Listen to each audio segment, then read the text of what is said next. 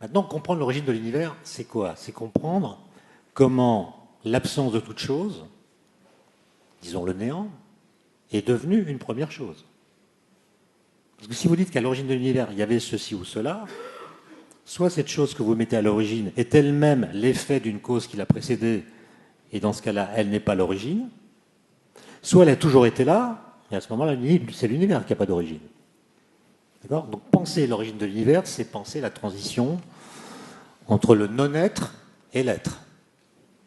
Penser l'origine de l'univers, c'est penser l'absence d'univers. Ça, c'est pas un exercice facile. Il n'est d'ailleurs même pas dit qu'on pourra résoudre un jour cette sorte d'aporie logique qui advient dès qu'on pose la question en prenant le mot origine dans un sens vraiment radical. Alors pourquoi j'ai parlé du Big Bang? C'est parce que dans les années 50, les gens commençaient à faire de la cosmologie scientifique, c'est-à-dire la relativité générale d'Einstein permet de considérer l'univers comme un authentique objet physique, pour la première fois, c'est-à-dire que l'univers devient un objet physique, grâce aux équations d'Einstein, c'est-à-dire qu'il a des propriétés globales, comme la courbure généralisée de l'espace-temps, qui ne sont pas réductibles à des propriétés locales. L'univers devient un objet, on se rend compte qu'il a une histoire, et quand on prend les équations d'Einstein, on tient compte du fait qu'il y a une expansion des galaxies, que les galaxies, plutôt que l'espace qui sépare les galaxies se dilate, ce qu'on appelle l'expansion de l'univers, quand on passe le film à l'envers avec les équations d'Einstein, on voit que plus on va loin dans le passé, plus les dimensions de l'univers observable diminuent, plus la température augmente, et plus la densité de matière augmente. Et quand on extrapole le plus loin possible, on tombe sur un univers de taille nulle, ce qu'on appelle une singularité, à laquelle on associe une température infinie, une densité infinie et un volume nul. Et c'est ce truc-là qu'on a appelé le Big Bang. Comme si c'était l'explosion originelle qui a créé tout ce qui existe, l'énergie, la matière, le temps, l'espace, etc. Et comme nous sommes dans une culture qui promeut l'idée que l'univers a une origine, il y a eu évidemment un amalgame entre le Fiat Lux et le Big Bang.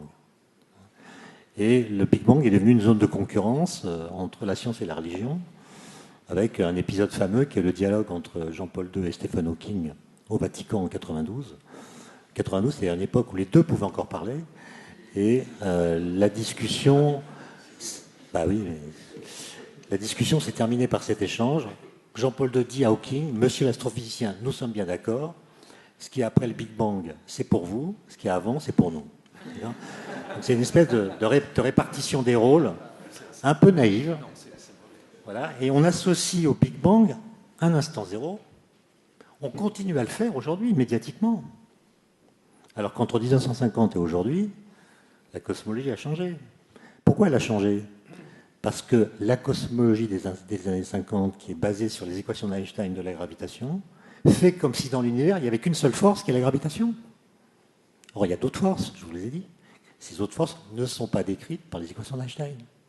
Et donc, vous pouvez toujours faire des calculs, ils seront mathématiquement justes et vous mèneront à la singularité, mais ils seront physiquement faux, puisqu'ils ne décrivent pas les expériences que vivent les particules lorsqu'elles sont à trop haute énergie. Et on peut très bien voir le moment en deçà duquel les équations d'Einstein deviennent physiquement fausses. C'est le moment en deçà duquel, dans l'histoire de l'univers, les phénomènes quantiques sont très importants. Et ce moment, on l'appelle le mur de Planck. Le mur de Planck, c'est un épisode qu'a traversé l'univers, lorsque l'énergie moyenne des particules était égale à l'énergie cinétique d'un TGV en circulation. Donc nous, on fait des collisions où les particules ont l'énergie d'un moustique. Le mur de Planck, c'est quand elles avaient l'énergie d'un TGV. Vous voyez qu'il nous manque des ordres de grandeur pour pouvoir explorer expérimentalement le moment qu'on appelle le mur de Planck de ce qui est expérimentalement testable en laboratoire.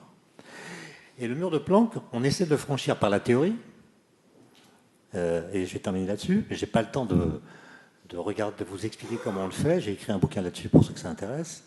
Le point intéressant, c'est que quelle que soit la piste théorique que vous utilisez pour franchir le mur de Planck, la théorie des cordes, la gravité quantique à boucle, les théories de vide quantique, les univers parallèles, les multivers, la cosmologie branaire, peu importe.